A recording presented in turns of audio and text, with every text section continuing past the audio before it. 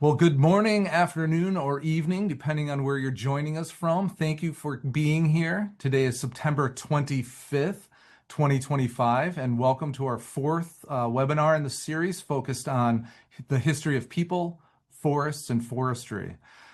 This fall is the part two of our series examining the history of scientific forestry.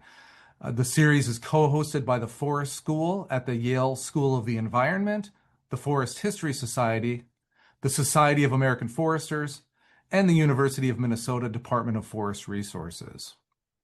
My name is Mike Dockery. I am the Associate Professor of Tribal Natural Resource Management in the Department of Forest Resources at the University of Minnesota. And I'm one of the facilitators for the series and will be giving the introduction and helping run Q&A today. But I would also like to introduce the other co-hosts for this History of People, Forests, and Forestry series. First, we have Terry Baker. Terry is CEO of the Society of American Foresters, and Terry is based in Washington, D.C. The second co-facilitator is Gary Dunning. Gary is the executive director of the Forest School and the Forests Dialogue, both based at the Yale School of the Environment. And our final co-host is Dr. Tanya Muntz. Tanya is president and CEO of the Forest History Society and based in Durham, North Carolina in the United States. A bit more information about the series. As you all know, this YFF webinar will explore the histories of people, forests, and forestry. And you can see on this slide the fantastic slate of speakers and themes that we have lined up for you over the next few months. A few reminders about logistics for the series. We convene on Thursdays from 12 till 1 Eastern time through the beginning of December. The webinar presentations will run roughly 30 minutes or so with audience Q&A to follow. Please remember to submit questions using the Zoom Q&A function at the bottom of your screen.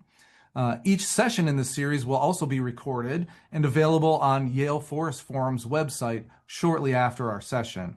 If you have any questions related to the series, please email us at yff@yale.edu. And now, finally, I'm able and happy to introduce today's speaker, Jameson Karns. Jameson is the Assistant Research Director of The West on Fire. He earned his bachelor's, master's, and PhD from the University of California, Berkeley. Before pursuing an academic career, he spent more than a decade working as a wildland firefighter in California. His research and writing explore how ideas and practices of forestry moved across borders, focusing on the global intersections of colonial forestry in the 19th and 20th centuries. Jameson's talk today is titled Local Knowledge, Global Influence, the Forestry Legacy of Sir Dietrich Brandis. So with that, over to you, Jameson. Thank you. All right, thank you so much for that kind introduction, Mike. Can everybody see my screen okay? Yes, it looks great. Okay. Well, thank you, everybody. It really is an honor to be here today. I think this is a wonderful production, and I really am thrilled to be a part of it. The subject and the character we're going to be talking about today, I think would also really like to be a part of it. He was a profound influence on the founder of the School of Forestry, Gifford Pinchot, as well as the institution as a whole. My hope here today is to talk about scientific forestry through Dietrich Brandis, and also end in a place that provides a nice segue or bridge to our upcoming speakers who are then going to focus more on North America. So with that, let's begin. Some of you may have heard portions of the narration I'm going to give today. It's been most popularized through the works of Rudyard Kipling.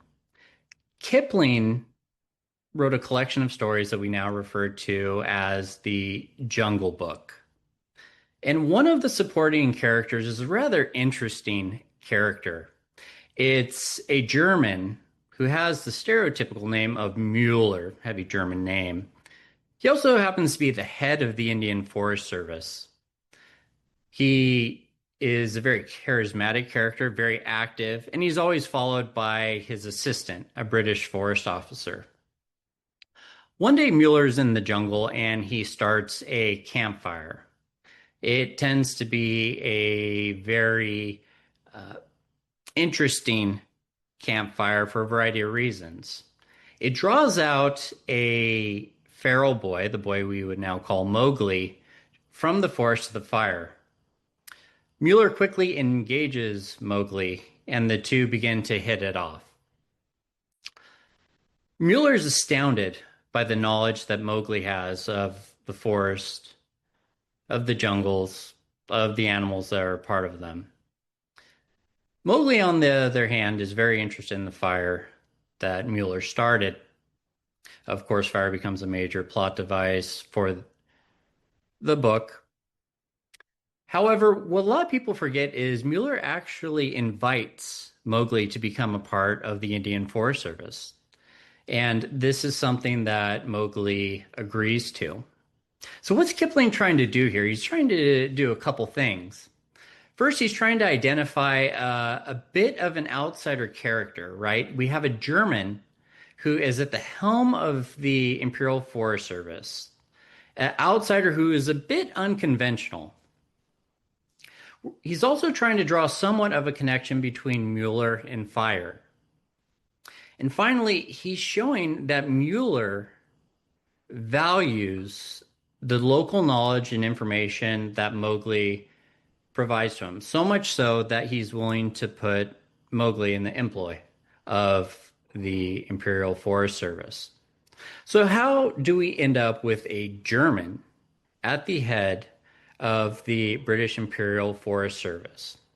Well, our story here starts in a part of the British Imperial Empire called Burma. During the mid-19th century, forestry was guided by the economic factors of the time. During this period, few trees were as valuable as Tectonic grandis or teak trees. It really was the ideal tree for this period. It was known for its ability to withstand maritime conditions, that is, sea salt, constant batterment, as well as heat and fire. So really, it became the perfect wood for the maritime industry as it was transitioning to increasing reliance on iron and became the intermediary wood holding the ships together. In other words, it was the perfect wood for a colonial empire. Teak was a chief concern for Lord Dalhousie in the aftermath of the Second Anglo-Burmese War.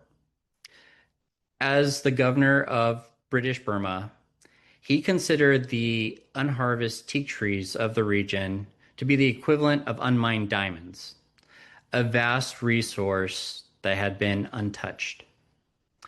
His goal was to not only secure the teak trees of British Burma, but also to procure them. He had gone through great effort to hire a variety of naturalists as well as foresters from within Great Britain. Unfortunately, all of them had failed in their endeavors. He was extremely frustrated by this, and at a dinner party in 1855 at the government house in Calcutta, he began to vent these frustrations to his friends and colleagues. He was discussing what he called the quandary that no such Englishman could solve. That is, securing and preserving teak in Burma. During this rant that he actually had somebody respond with a possible solution.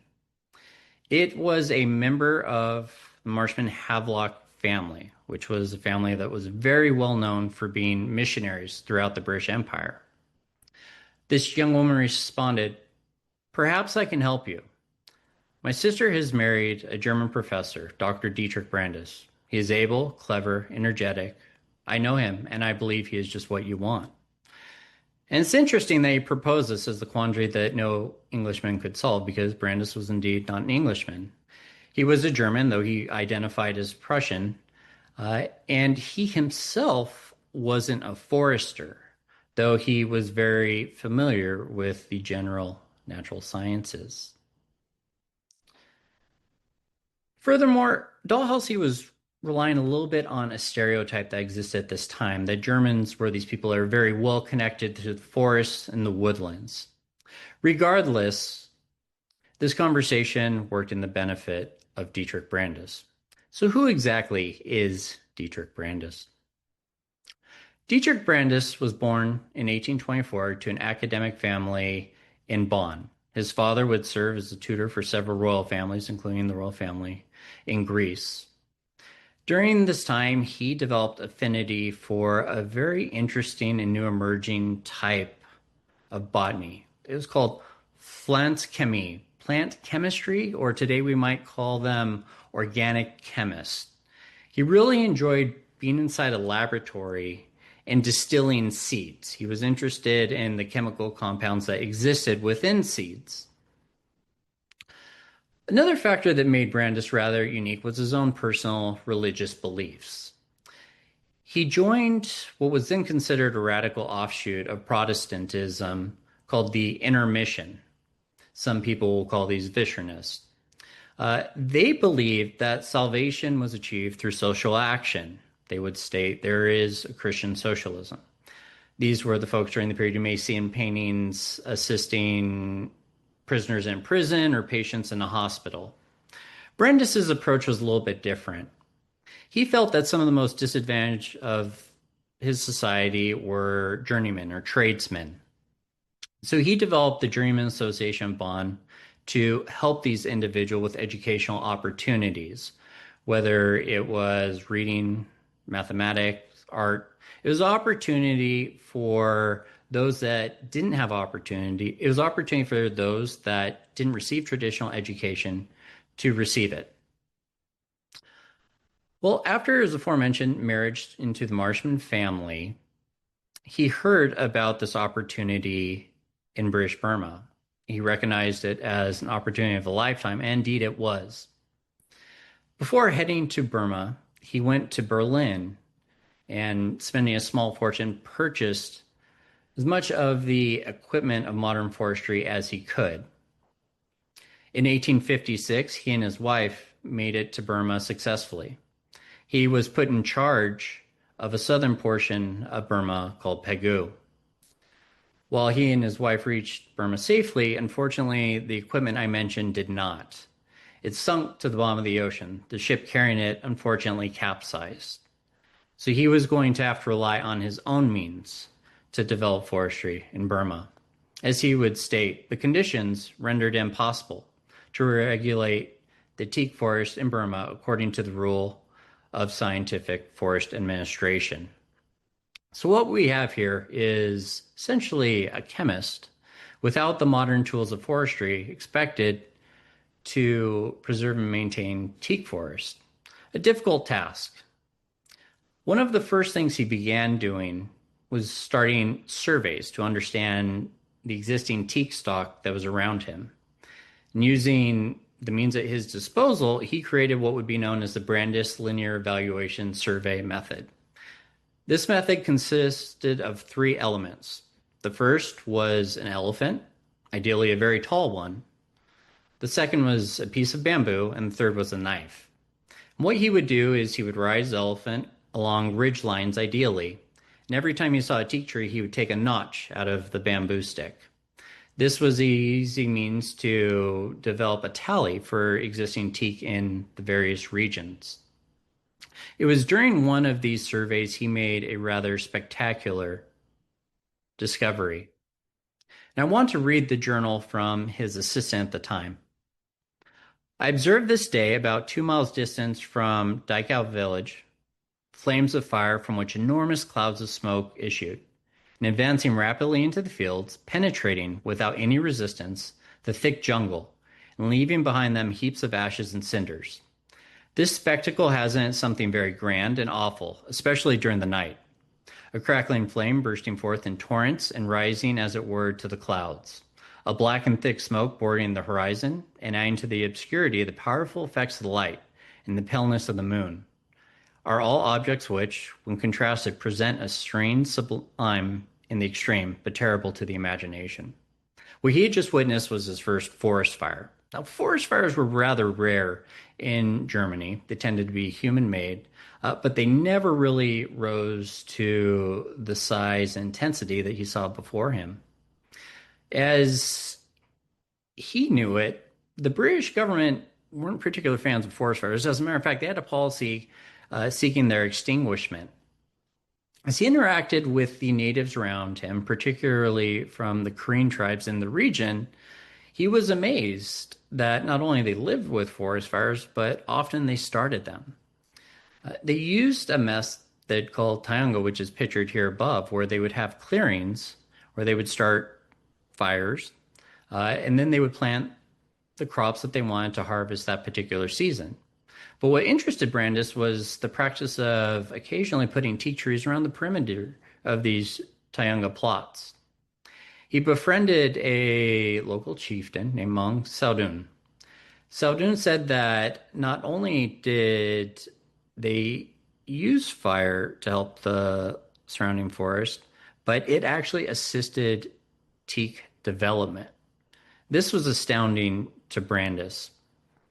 He decided to set up a series of experiments which would go over a number of seasons to see if indeed fire assisted teak development. The conclusion of those experiments I'd like to read. The teak seed ripens early in the dry season. Before the season of the annual fire sets in, my Burman friends declare that this was a wise adaptation of nature, that the seeds must be roasted in the jungle fires in order to burst open in a hard bony shell and enable it to germinate.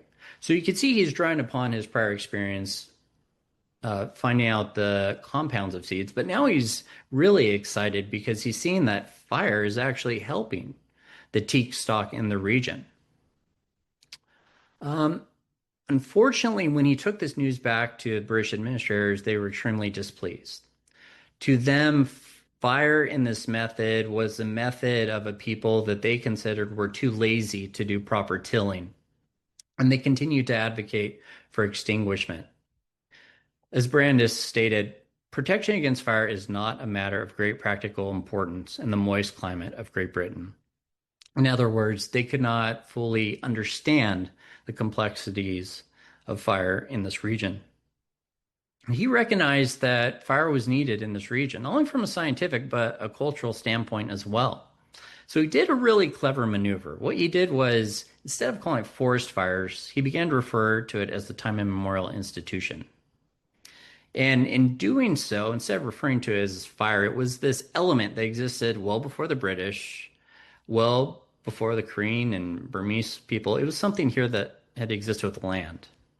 And in doing so, he was able to circumvent the prohibition of fire utilization in the region.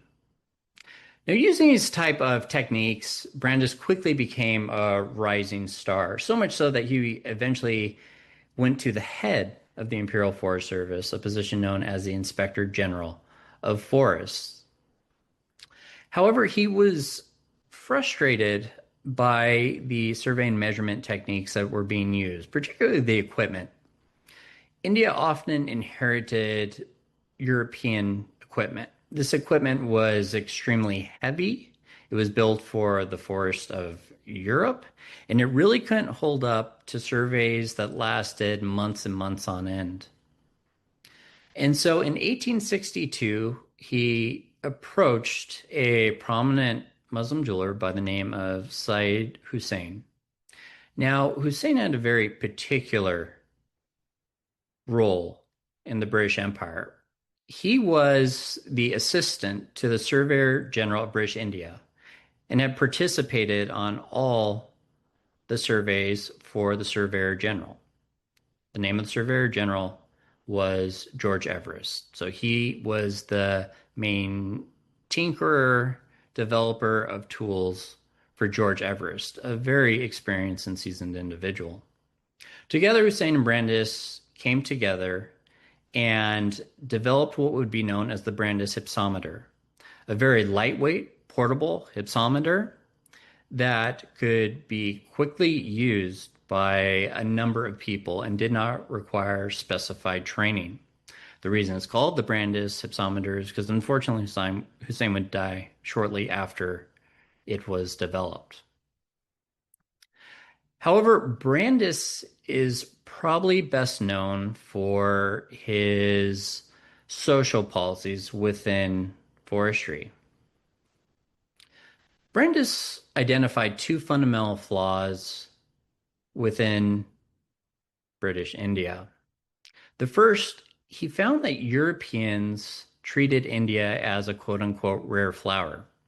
In his words, forestry as it is understood and practiced by the men of Europe is an admirable tradition. Let it be understood that this does not grasp the manifold of India.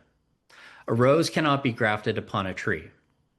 In other words, the practice of scientific forestry in India was completely different. And Europeans were seeing it as a rare specimen, but in fact, it wasn't. It was something that was commonplace for the millions of people that actually lived in the woodlands of India. His second issue is that the Forest Department did not provide any inherent benefits to Indians, or as he referred to them, natives. The existing system made it very difficult for them to join the ranks. He developed what he would call the homogeneous hiring system that was hiring foresters on a regional basis, those that had experience around the woodlands. They would then be subjected to various tests, and hopefully, as he would put it, he would pick the preeminent men of high moral character, capable of enduring fatigue, of great tact and temper and sound judgment. Those that passed the test of the region would then be admitted to a new forest academy that he had started in the north of India called Dehradun. There, they would study the generalities of certain subjects such as botany and silviculture, but would not dive too deep into the minutiae. He wanted to preserve the local knowledge that they had. As he would write, to my mind, the most satisfactory feature in the Dehradun Forest School is that it has been established and maintained for the natives of India. Through the influence of this institution mainly, we hope that forestry in India will become naturalized and cease to be an exotic plant. He would take this native state theory a bit further. And as a matter of fact, when promotions came up, all promotions were open to Europeans as well as natives or Indians of a country. It was a unique period for Indian forestry as Indians quickly rose through the ranks, some of which would even surpass a career in India. Many would go on to receive doctorates in Europe, and some would receive positions around the world.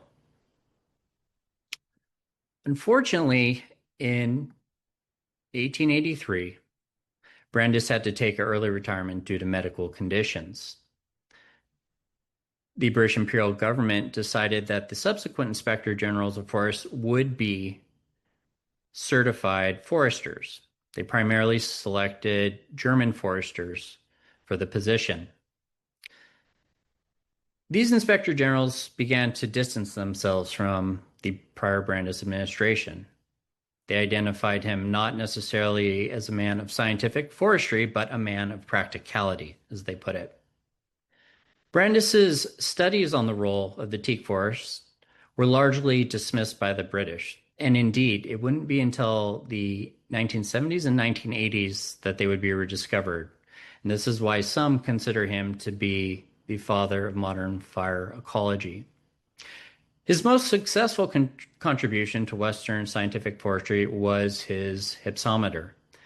Thousands were procured, and they became the primary hypsometer not only throughout the Commonwealth, but throughout the world as well. They were taught at the Yale School of Forestry as well as at the Biltmore School of Forestry. What is unique about Brandis is how his native state policies unified others. Whether you were a naturalist at Kew, a Scottish forester, or a British administrator, uh, there was a resounding agreement that uh, these policies were antithetical to the efforts of the colonial empire. As one bureaucratic put it, Brandis's policies were bureaucratic, candid criticism of British governance. One British forester said the Brandis policies deprecated every facet of the British officer's way of life. And indeed, under a decade after they had been implemented, the native state policies would be revoked. Upon repealing these policies, one administrator later stated that hiring preferences would be shifted and given to the special adaptability of the English race for administrative work of any kind. The School of Dehradun would transition from a primary school of forestry as to a secondary school of forestry for European foresters arriving to the continent. While in retirement, Brandis heard about these policies and privately wrote, British policy in India is selfish and does not promote the welfare of the people. However, Brandis sought to maintain somewhat of a role in forestry. He took up the role of a private mentor and chaperone for those seeking to begin a career in forestry. Though not many German, French, or those from British India would take him up on this offer, a group of individuals interested in forestry in North America did. Some of the most prominent individuals in North American forestry are a product of Brandis's mentorship. We have Franklin B. Huff, the quote unquote father of American forestry. Of course, Gifford Pinchot, Carl Alwyn Schenck, a Hessian forester who is headed for North Carolina. Henry S. Graves, again, another product of Yale as well as United States Forest Service. And he was also hired as a primary editor by George Perkin Marsh for his famed work, Man and Nature. So, how do we summarize Brandis and his efforts and what he did? I think it's very difficult. He was a unique figure, an outsider in many ways. However, I'm going to leave it up to Gifford Pinchot, his most famed pupil, to summarize what Brandis was trying to convey. Dr. Brandis, Pinchot said, never let his pupils forget a great truth, which most German foresters had never grasped, that in the long run, forestry cannot succeed unless the people who live in and near the forest are for it and not against it. Well, I thank you so much for your time, and I hope to answer any questions that you might have. Wonderful. Thank you so much, Jameson. That was an excellent talk. And I just want to remind everyone, please type in any question you have into that Q&A box, and I'll get to them. So I'm going to start off with the first question here. And it is, how was the creation of Brandeis's Forestry Academy accepted by both the community Brandis was working with as well as by the British? So yeah. That's a wonderful question. So it took a while to get Dehradun up and running. So first he had some of the students receive training in France and Germany before Dehradun was up and running. And the British, particularly Scottish forester community, they were very much against it. I mean, if you could think, probably the largest sum of money going to forestry in generations was first going to France and Germany and then down to British India. They really pushed against it. They were very successful later in putting together a school that would eventually be brought into Oxford, but it was extremely poorly received. And I think with many of Brandis's policies, they were very pioneering, but they were very much against existing efforts. I have two questions that kind of relate here. I'm trying to see which one would be the best. I'm gonna go with the with this mm, okay. So, could you please expand on the differences between Brandis's forestry and that of the latter German foresters? I think it's getting to what you were pointing to as well. Yeah, that's a great question. So Brandis never had any formal forestry training whatsoever. When we look at the following generations from Wilhelm Sick, Ribbentrop, they were actually credentialed foresters who had gone through German forestry academies. They were experienced. They had run small tracts in Germany along with those methodologies. If you can kind of consider a traditional forester coming from academy and working in the field, as opposed to an individual who's somewhat aware of botany, a little bit aware of forestry, but had worked primarily in a lab for most of his academic life. That's really what we're contrasting here. However, Brandis's what they were calling practical experience can't be denied, right? When it came to hands-on field experience, uh, nobody had the amount of experience as Brandis did. And I think that's also what Kipling was trying to convey as well. Yeah, great. Thank you. Another one here.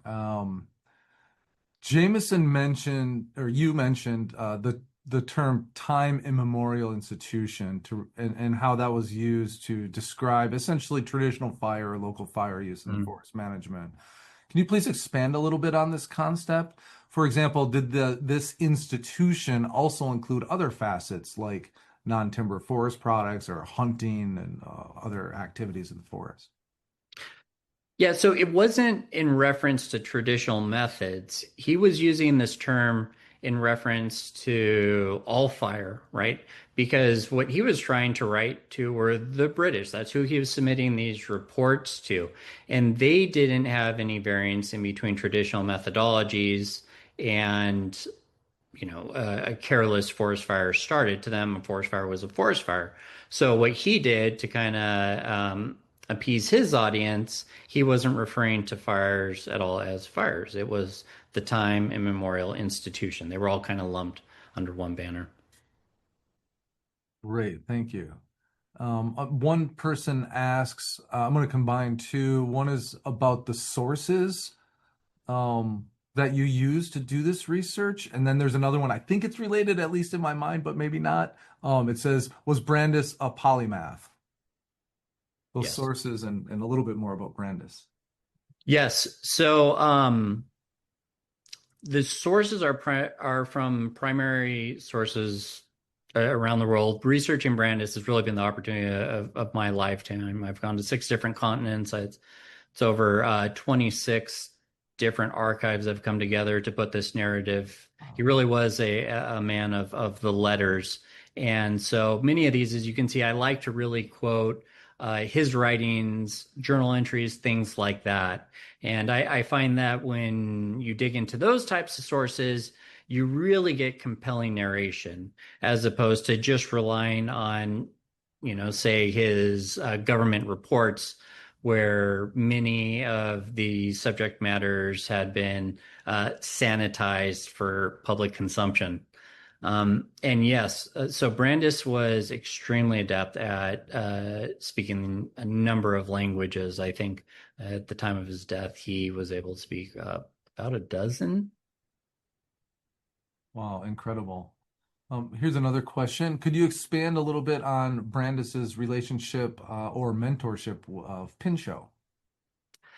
Yes, well, so much has been written. And so, again, I was trying to tee this off for some of the presenters coming on, particularly Charm Miller. So, Pinchot came to France initially, researching his own background, obviously, given his last name. And it was here that he was introduced to Dietrich Brandis. Dietrich Brandis was extremely impressed by this individual. He was ambitious, compelling, and most importantly, he had an interest in forestry. And Pinchot described North America as a country in need of this field. And I really see Pinchot as kind of a true student of Brandis, meaning that he became familiar with various aspects of forestry. He studied briefly at Nancy in France and traveled through Germany as well. But he also studied Indian forestry as well. As a matter of fact, some of his first publications tried to go through the Journal of Indian Forestry. Um, but, for Brandis, it was really a unique opportunity. You have this very well connected young man who has the opportunity to start a national forest service, essentially do what he did.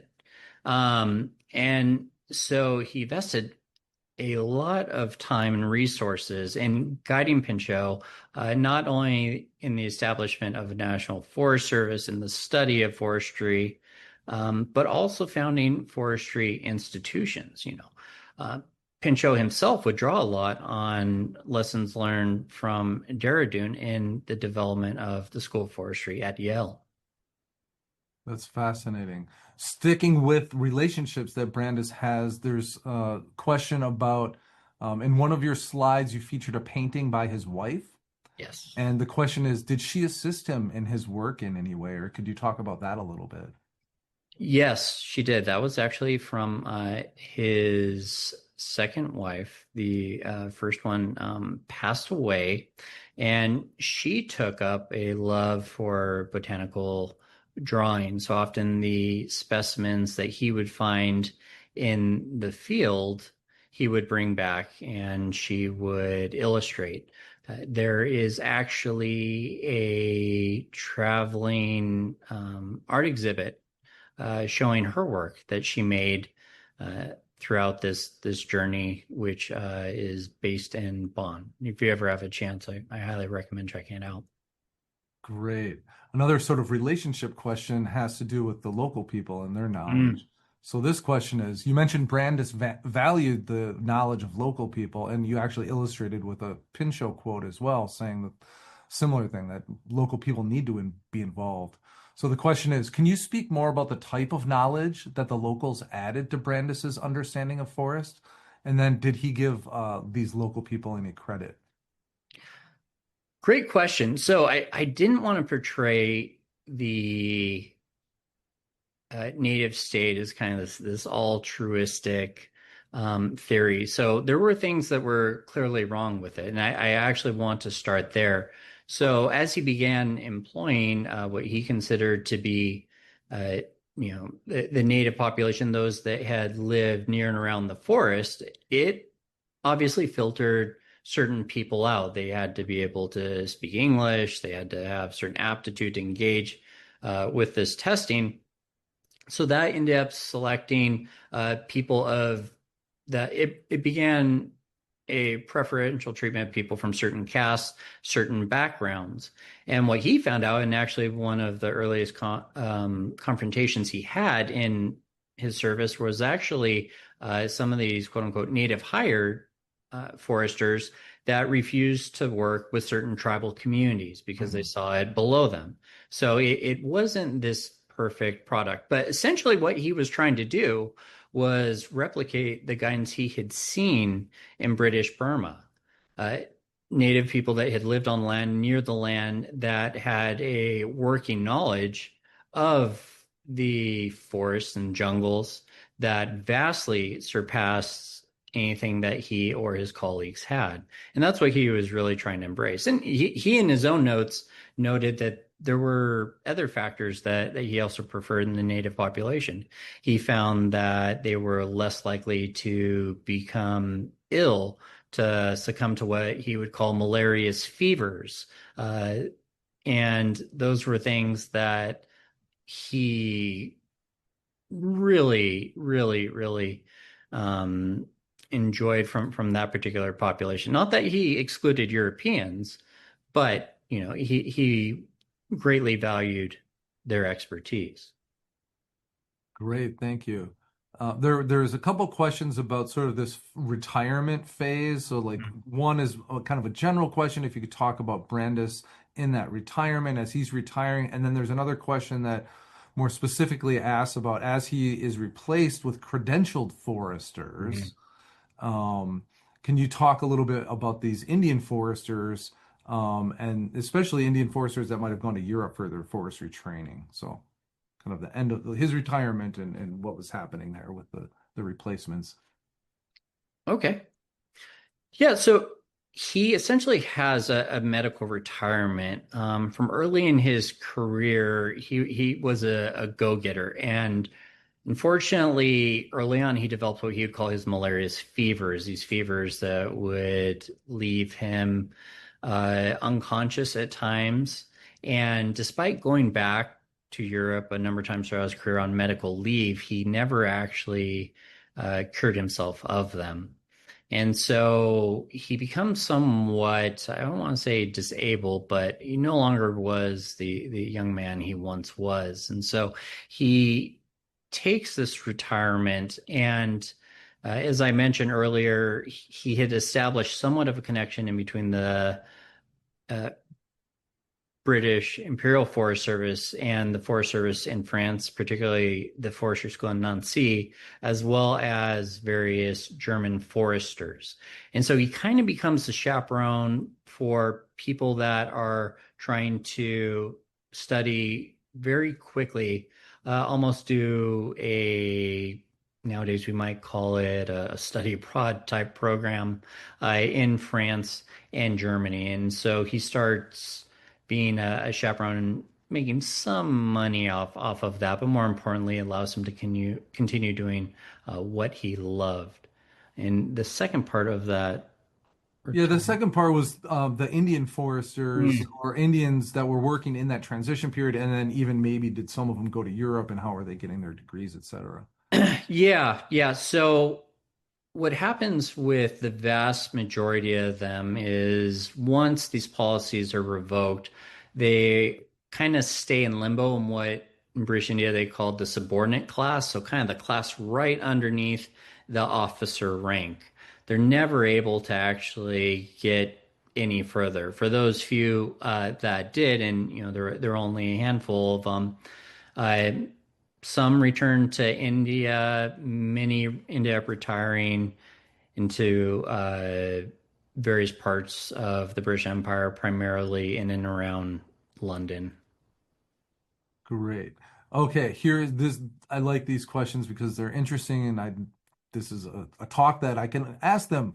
Here we go. You intriguingly mentioned needing an elephant, Yeah. stick, and knife in your talk. Can you say a bit more about how we'd go about doing this work if we had those three?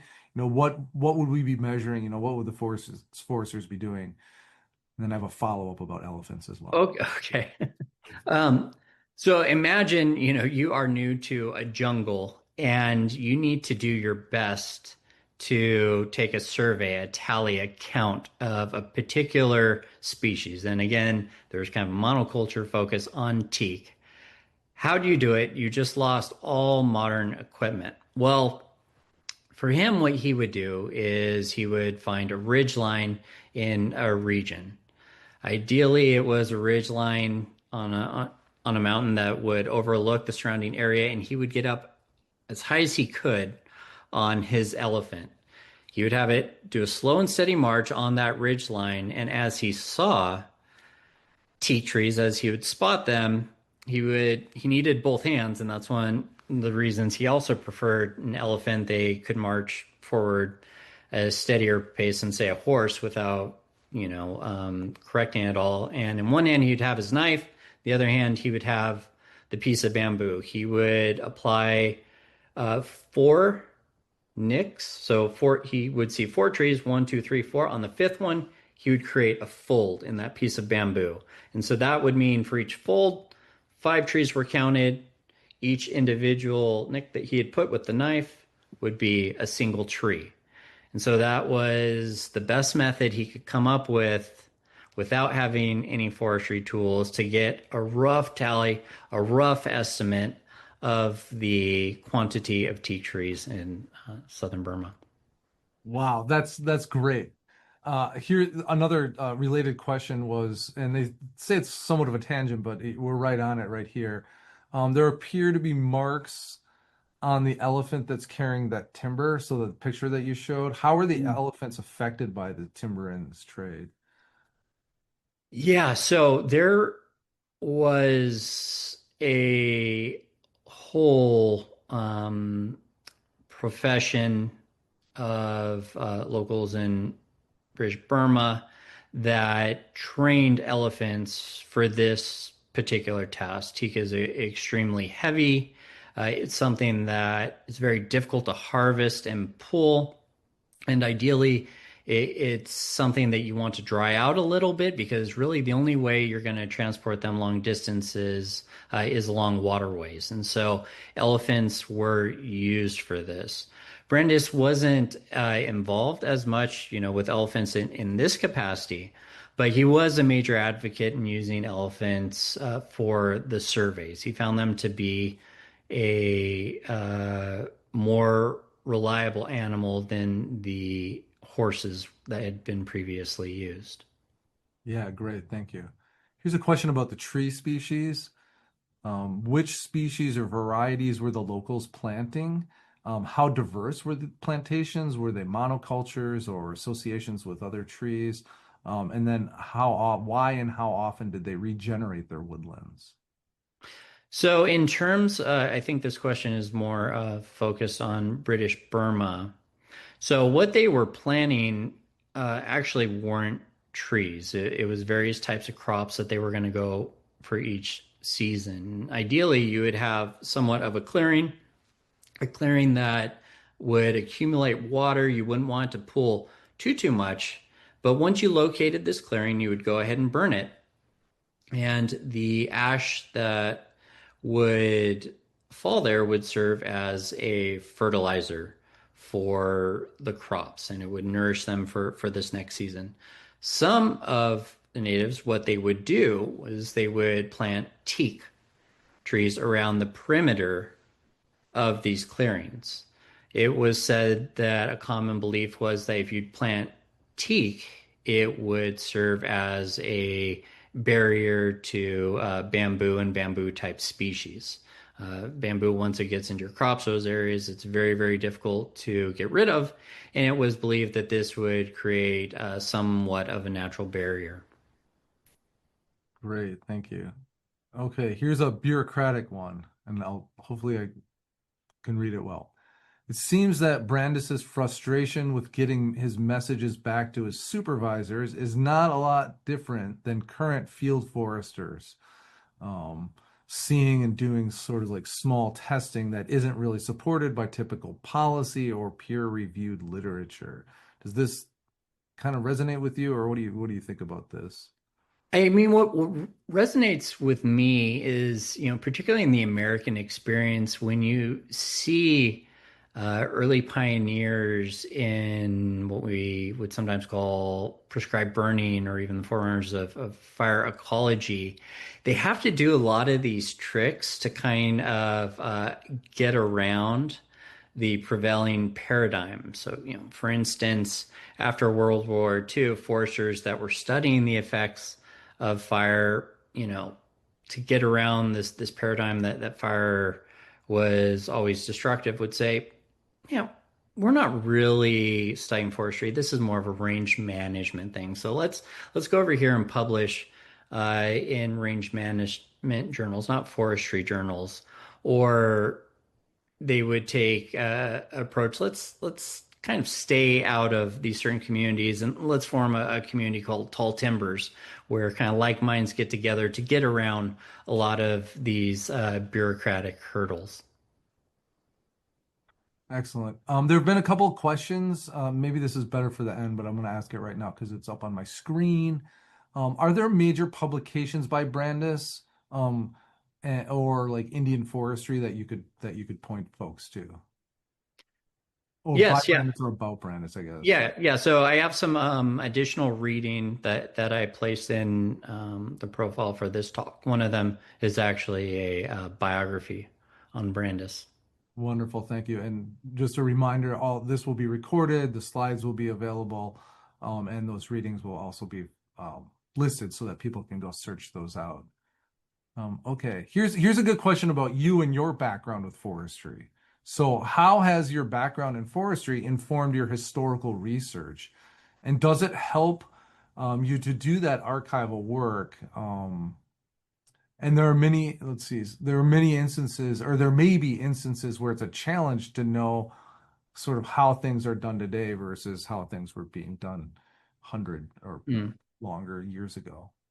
Yeah, I mean, I think when you come from this from a somewhat of a field or working experience into forestry, it does always jog the question, who is better informed? Is it the individual that has spent time out there, spent a lot of time in the field with the woodlands in question, as they would call it, a man of quote unquote practical experience? Or is it an individual that is kind of a College of Letters and Sciences, somebody that has been able to study a great deal? And what I always found interesting, and I think our later speakers will get to this is essentially the question at the some of the initial schools of forestry in America. We have one school uh, that is essentially a school founded by locals in North Carolina who came together over repairing a dam that wanted to study forestry, and the Biltmore School of Forestry, folks that are out there in the field and living it and have some classroom experience, versus a School of Forestry coming up at Yale that greatly emphasizes the study of forestry from a more traditional academic standpoint, but is having a much harder time incorporating that field experience component. And I think this debate is really at the heart of a lot of our natural sciences. Yeah, people always ask me about being a forester, and I say foresters are very practical. Sometimes when I Yes. work with people in geography departments, they're a little bit more on the theory side. It's like, okay, Yes. I'm a forester, I'm pretty simple. I'm very Yes, practical. exactly. I liked how you Exactly. described that. Thank you. Okay, here's a good one. I really like this. How is Brandis's legacy treated today in India? Mm. That's a great question. So there are a series of monuments to him throughout the country. I think particularly if you go up to Dehradun in the north, he's fondly remembered in that particular region. He is known not only for the policies I discussed here today, but his approach to communal forestry, which has been well written about and is also in the additional reading that I mentioned. So I would say it's rather fondly. One of the places you actually see him come up the most is there's a very stringent government test that comes up every year. And one of the questions that always shows up on that test, or so I've been told, is who's the founder of forestry in India? And the answer is Dietrich Brandis. So Great. Thank you so much. I think we have time for one more question before we do the wrap-up slide. I think I'm going to stick on this one. I really like it because it is that practical experience that you've come into to do this work, and maybe talk a little bit more about how you came in to do all this really deep and powerful research. So more of your journey on this. excellent. Yeah, I actually heard about Dietrich Brandis through that title I mentioned. I was trying to see and understand kind of the initial studies into the field of fire ecology, those that were trying to understand fire and the larger role in ecosystems, and maybe if it had some of a beneficial impact. And I came across a series of papers that said, this German in British Burma actually conducted some of the first studies, and it bugged the heck out of me because I couldn't find them. I looked high and low, and I couldn't find them. And then lo and behold, nearly a decade later, here we are, with a full kind of background understanding of Brandis and how he got to that. So that was my interest, my initial interest in him, and it's been a great field to study, but also a wonderful individual to study as well.